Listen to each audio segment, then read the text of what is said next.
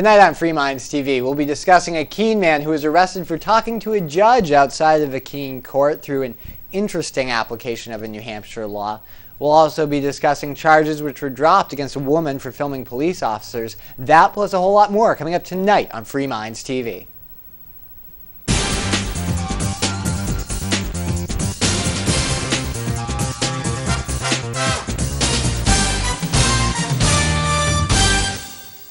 I'd like to welcome all the viewers to a brand new episode of Free Minds TV, where we challenge you, the viewer, to think outside the box. With you, as always, is Toby. And Nick. You know, I think this would be, for those who are counting, Season 6, Episode 23, or the 211th full episode that we have shot. So thanks a lot for tuning in. We have a lot to talk about today.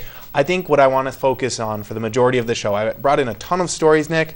But there's two big ones that really stuck out this week. One's a follow-up from last week, where we showed a video of a woman being arrested for filming police in her own yard. The police decided they didn't like being filmed by this woman in her yard, told her to go inside.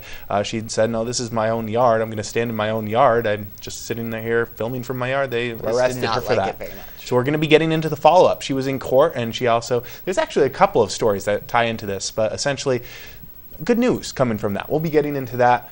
But first, some bad news coming right from where we're broadcasting from in Keene, New Hampshire, where a gaggle of liberty activists have come together to try to, in one way or the other, fight for more freedom and liberty. As part of the Free State Project, there are activists moving all over New Hampshire, and a lot of the more civil disobedience types have moved into where we're broadcasting from. On the show, we've talked about sometimes we like the civil disobedience, sometimes we think it's less effective than other methods.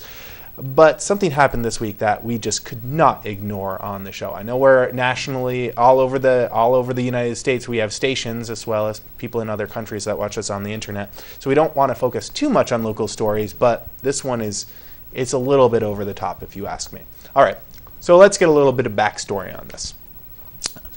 On June 27th, this past Monday, we had a trial for liberty activists. It was something about the right to drive trial without a valid driver's license. I don't remember the exact details. I'll post them up on the show notes, but that's not what's important. There was a man, another activist, a bunch of them, but one of them was wearing a hat in the courtroom. And after about 20 minutes of the trial going on, the man was asked to remove his hat. And he said, "I don't want to remove my hat. Why you want me to remove my hat?" So they decided to arrest him. Ended up being a big disruption to the court. Originally, we're told that you can't wear hats because they can become disruptive and such, and it's bad decorum. Well, whatever, but it seems like shutting the whole court down and arresting a man for wearing a hat is a little bit, well, it seems draconian to me. It also seems like you're just kind of playing into the activist's hands. I mean, any teacher knows that this is a behavior that you ignore. If you continue to give it attention, you're only going to get more of it. But I guess the court hasn't quite learned this, and they're still giving the activists all the attention they need. What's a little bit disturbing is he's not just arrested and removed from the courtroom. He's also, a few minutes later, has his quick trial and or I don't know if you call it a trial, but anyways, he's sentenced to 5 days behind bars for wearing his hat every time he tries to talk, and I'll post a full video up on our show notes too for people who want to watch the entire video and the discourse with the judge. When he tries to talk, it seems like the judge is threatening him with more time. Judge Burke there. So anyways, 5 days in jail.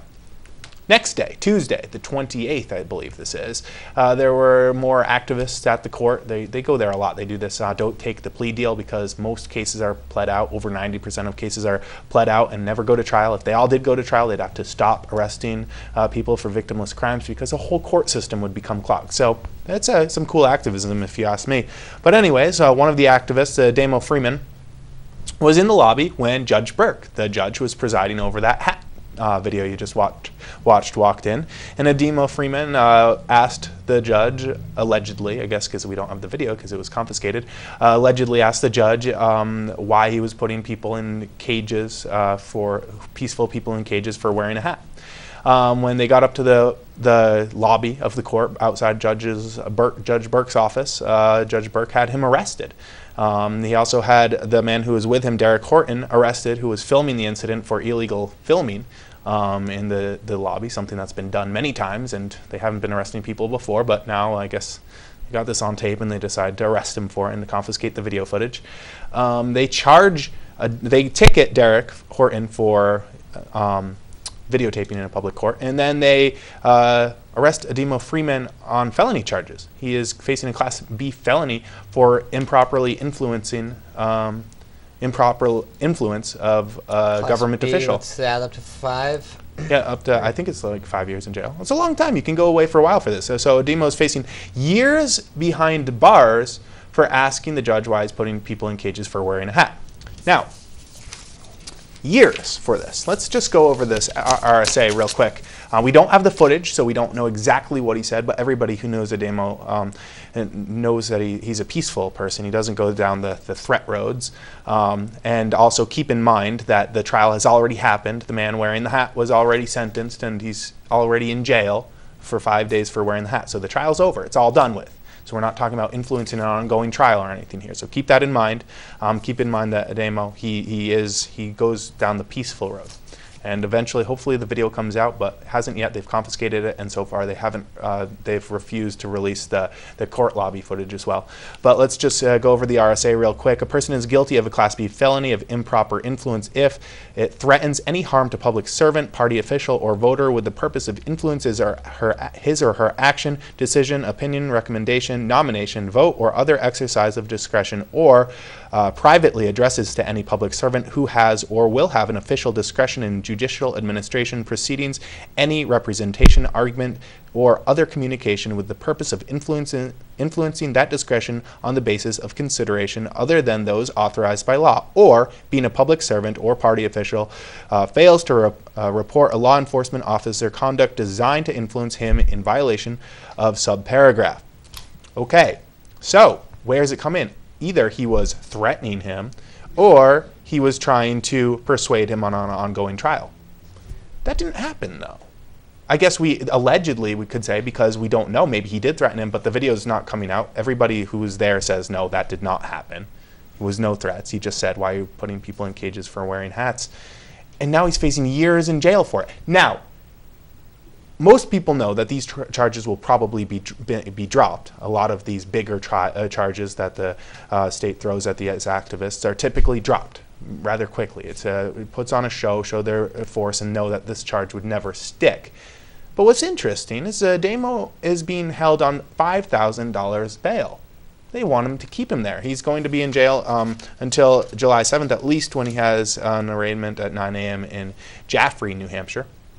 So he'll be facing a different judge. Something that is interesting, though, this would be the first time that Judge Burke, who liberty activists had contended with many times, if this goes to trial, he's going to have to be cross-examined by Ademo Freeman. Interesting, huh?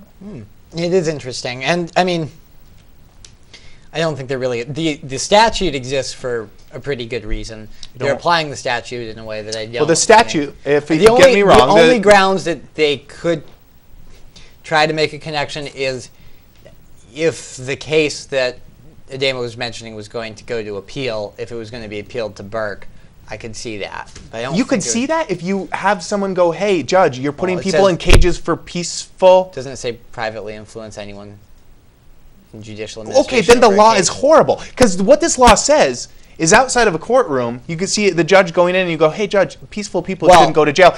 And you can face years in jail for that? Okay, if that's what this law is saying and you can morph it that way, it is insane, Nick. Yeah. It is the biggest violation of the First Amendment that exists. This man is so high and mighty that you can't go up and say peaceful people don't belong in cages. That is crazy to me. That is not. They would have to do a lot of stretching, I think, to make. And if you have to do stretching to make a charge like this stick, it means you're probably not applying it, and it's just not the kind of case it was designed for. It's so people don't threaten judges. Hey, let my buddy off, or I'm gonna burn your house down. Exactly. That would be a threat. Saying you didn't rule the right way in that case. It's not really a threat. To Unless me, you're hefting a baseball bat or something. It's a little bit scary to me, because what we've seen is Judge Burke, he sometimes is very reasonable, and sometimes he's very unreasonable. Inconsistent. He seesaws a lot. One day you're allowed to wear hats in his courtroom, and another day you'll be thrown in jail for it. One day you can address him and say hello to him, and another day you're facing years in jail for it. And this isn't Judge Burke, he is not alone in this. He's not the only judge out there to some extent, that that's how the system works. Right, and so the reason why this, no matter where you're living, whether it's New Hampshire, or whether it's California, or whether it's Great Britain even, I know their court system is a little bit different, but what it shows is these men in robes who are deciding the fate of people are people with emotions who rule and have people arrested and put in cages based on their emotions. Yes, there are better ones and worse ones, but there are many of them out there, thousands of them out there, people behind bars out there who are there because a judge had a bad day or was a little grumpy or, I don't know, had indigestion or got dumped the day he had a trial or had a hangover or one thing or the other, or was attracted to a member in the audience. I mean, there's so many different reasons why bad rulings happen, and sometimes they're just because they're evil judges, and sometimes there's good judges, and sometimes it's because the judges are people. And I think that that's something that's important to remember, and it's also a reason why the justice system is very flawed, because especially when you're putting peaceful people behind well, bars. there's certainly some rulings that Burke has made there, just I can't see how you would make them at all. I mean, completely banning cameras from the courtroom, I could see how you might set some rules like you're not going to stand in front of the bench and film, causing a disruption. But, I mean, they basically cracked down on videotaping in the courtroom. I thought it was supposed to be a public courtroom and a public trial, unless Judge Burke pays for the whole criminal justice system. Then he seesawed, and after arresting and people then for sometimes it, they allow the cameras and sometimes they don't. Then there were 4 cameras in this hat trial. Up at copblock.org, and I'll post the video up, they had, I think, 4 or 5, maybe even 6 different camera angles that they put this video together with, because now it's free-for-all cameras allowed in the courtroom. And then suddenly someone's arrested for filming right outside the courtroom.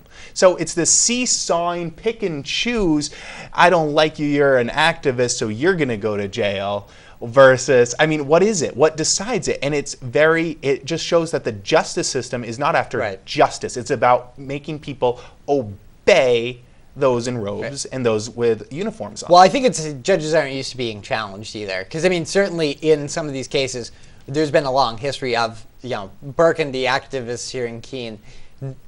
To say they're familiar with each other would probably be an understatement. I mean, some of them, I don't know if you want to call it a rapport or what you want to call it. They've got a history there, and there's been a long history of arrests in the courtroom.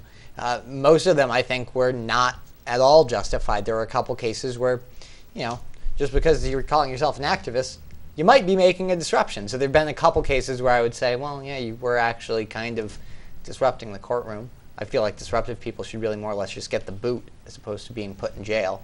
Well, that's the thing is, but I mean, in a lot of these cases, most of the times the court itself is the disruption. Right. Someone wearing a hat in the back. Okay, well, maybe just there ignore have them been a and couple they'll cases stop. where that wasn't necessarily the They'd case. Stop. I mean, anybody who doesn't get the attention they want will stop. But I think that the day on Monday, I was like, wearing a hat in a courtroom is civil disobedience. It seems silly to me. What's the point? There's bigger fish to fry.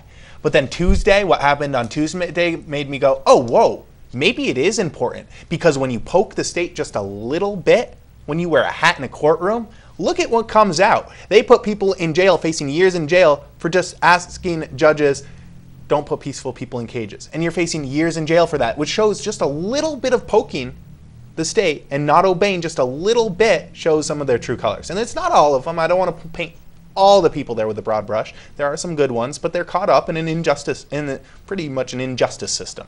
An injustice of justice. The bailiffs are largely just doing it. They're doing orders. They want to get a paycheck. Right. They're just, Who doesn't want to get a paycheck? Who wants to get fired because the judge says, arrest that man and charge him with a Class B felony, or arrest that man for videotaping? It's like, well, if I don't, I'm done. I don't pay the mortgage. So I can sympathize there. Really, though, I wouldn't want to work. If I had to work for Mr. Burke, I think I'd quit. I don't think it would be worth it. Well, I don't think I'd have an easy time working in most courtrooms in the country. I don't agree with a lot of the cases they hear. Yeah, anytime that they're putting peaceful people in cages who haven't hurt anyone, anytime you got these vice crimes coming up, what? No. I'm not an anarchist. I do believe we need a criminal justice system, and there should be enough decorum. I'm not saying that the judge shouldn't have the power to control a courtroom if people are being disruptive to the proceedings. The courtroom isn't there to be a pageant. It's there to be, mostly so that people who have cases can defend themselves in those cases, and so that people who have a case against someone else can try to plead their case to the Well, court. a courtroom should be a place where people are, yes, it should be public, and it should be a place where people are coming if they've been hurt by someone, if someone aggressed on them, right, but that doesn't robbed them, right. Tried to hurt them, or hurt someone right. They love, like killed someone. That's what a court should be for. But they are not. They're mostly used in the low-level court like this one. There's no one in there. Okay, a couple people. There's some minor assault charges, and there's some arraignments on more serious charges. Right, but most of the cases that are actually tried there are no one's hurt anyone. No, typically more serious cases are going to go to a jury trial anyway, and we're talking about district court. A lot of traffic tickets, marijuana offenses, maybe some simple assault.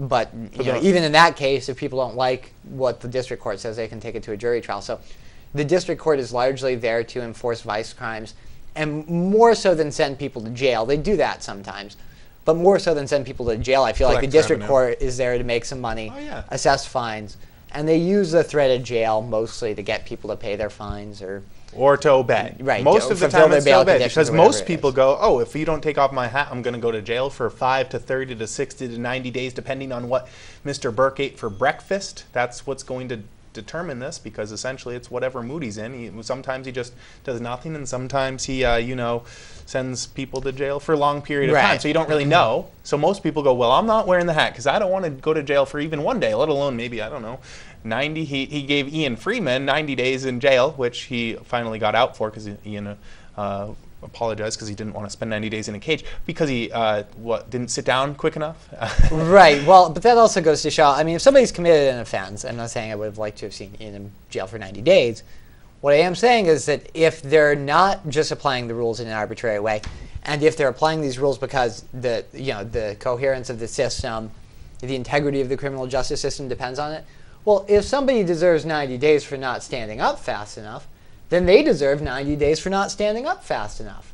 What, they deserve it the day you sentence them, and then they don't deserve it 2 days later when they apologize? Well, it just goes more to show or did you just sentence them because you pissed me off today? Yeah. And if you piss me off, I'm going to have you locked up for 3 months. That's what it seems like to me. It seems like a judge should be someone who doesn't really feel emotion, really. They're in the way that everyone's going to feel emotion. But they should feel empathy towards the people. But they shouldn't, if they're mad, I guess that's what I'm saying. If they're mad, there's a problem. If a judge is mad at the defendant, they should be dispassionate in the way that they hand out these sentences. There is definitely an issue. Right. I mean, judges should not be handing out these sentences based on, well, what do I feel today? I mean, there's a certain amount of discretion, right? Because some offenses might call for up to this many years in prison.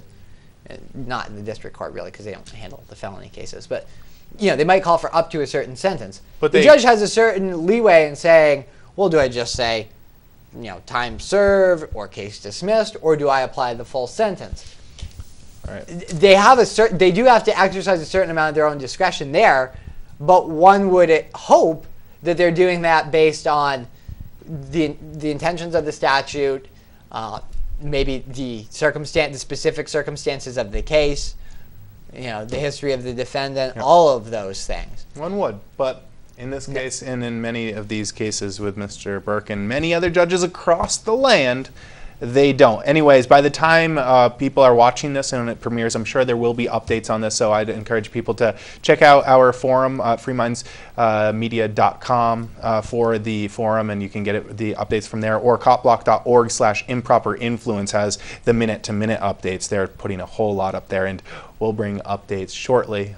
Next episode, I'm sure there will probably be something to mention, but I think this is a case that is important to pay attention to because, well, it is showing some of the true colors of what happens in an injustice system like this.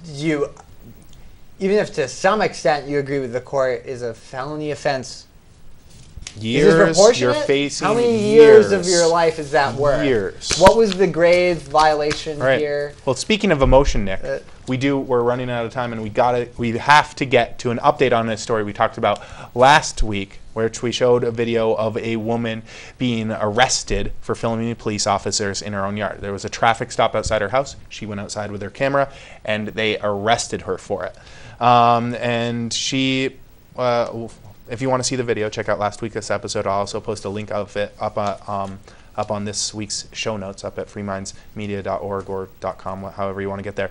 But a little bit of what happened. She got bailed out, and she was having a trial, which we'll be getting into what happened in the trial. But the Rochester police went to her house when a bunch of activists were gathering around, friends, family, coming around to say, how should we handle this case?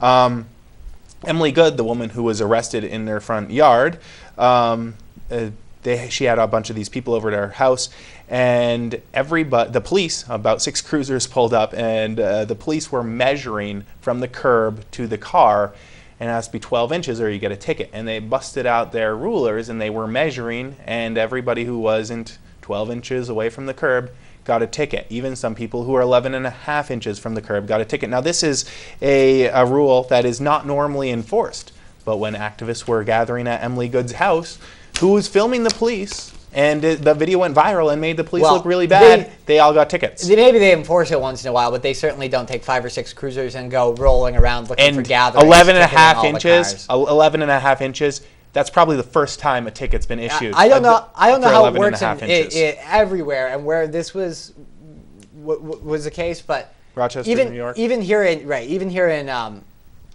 Keene, New Hampshire, parking enforcement's like a different thing. No, the guys with the cruisers don't. I mean, maybe they write some traffic tickets. The only ones they write, it varies from place to place. But the only ones usually they the write guys are with the the cruisers overnight don't go ones. cruising around. Because in winter you can't have an overnight. Right. You can't park overnight because of the snow. Even when it's sunny out. Even when it's 80 degrees. If it's 80 Although degrees parking before May 1st, has a better vehicle here. Right, but they get cruisers. It's a higher ticket. It's like $15. So they'll have nothing to do at night. So they'll I feel like you people. should be driving one of the post office delivery type trucks.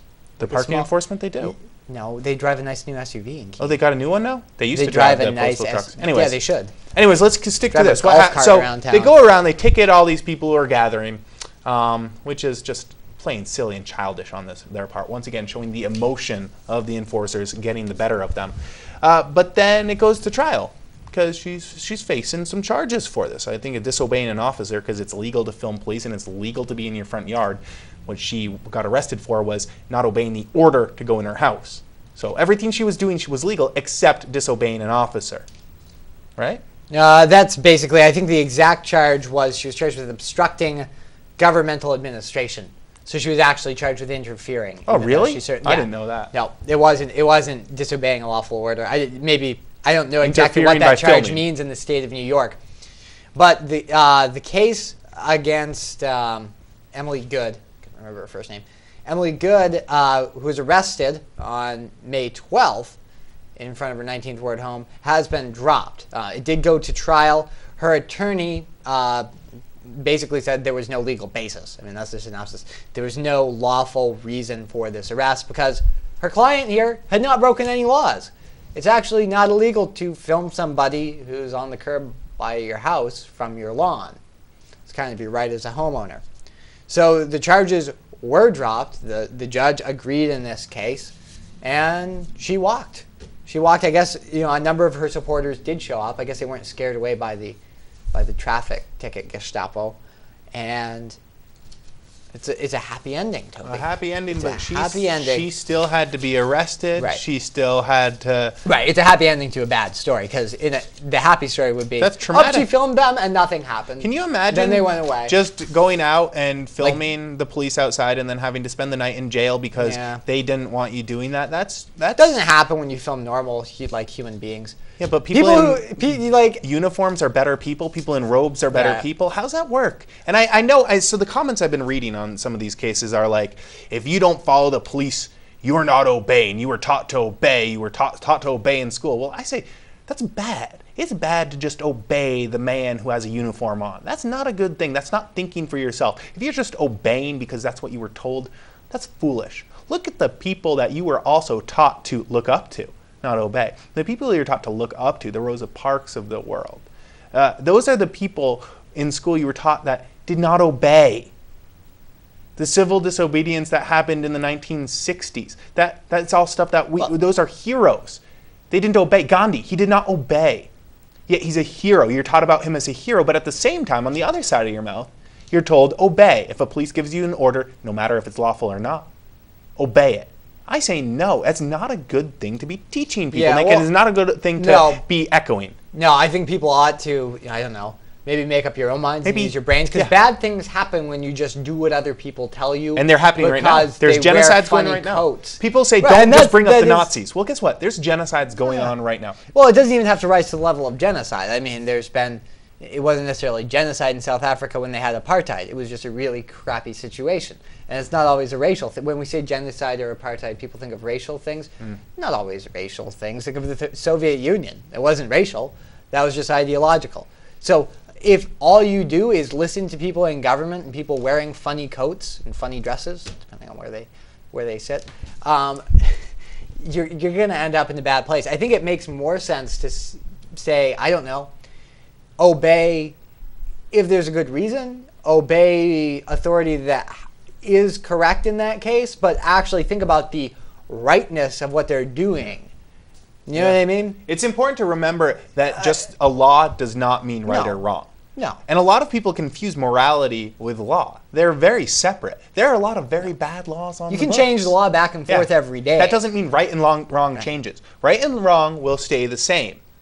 Right. The laws will change daily. They do change daily. That's why there's an active legislature. If you think that the law makes morality, people have to do some weird jumping through hoops. A lot of cognitive dissonance. Right. So when I go to Canada, some things, it's moral to do those things in Canada, but when I'm here in the U.S., it's immoral to do them.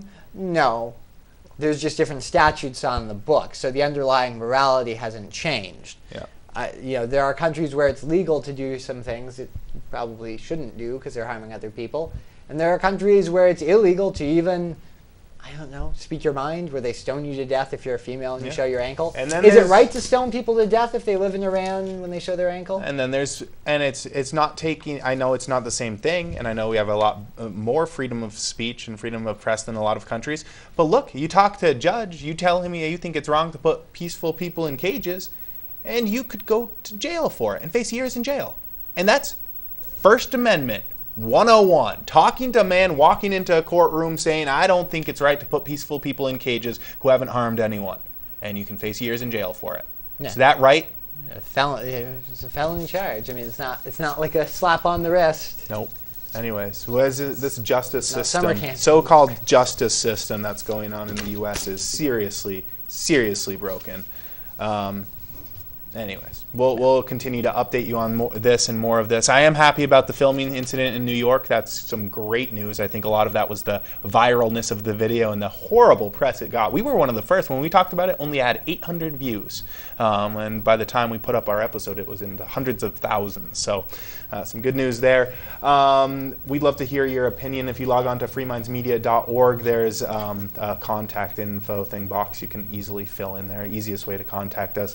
Agree, disagree, we'd love to hear it. Also, freemindsmedia.org has all the archives of the show, the radio show, so much more, all the show notes, and definitely check out this week's. There's some exciting videos up there, and as well as the updates on the story about Ademo and the other arrests happening here in Keene. Until next week, it's been Toby here with you. And Nick. Have a good week.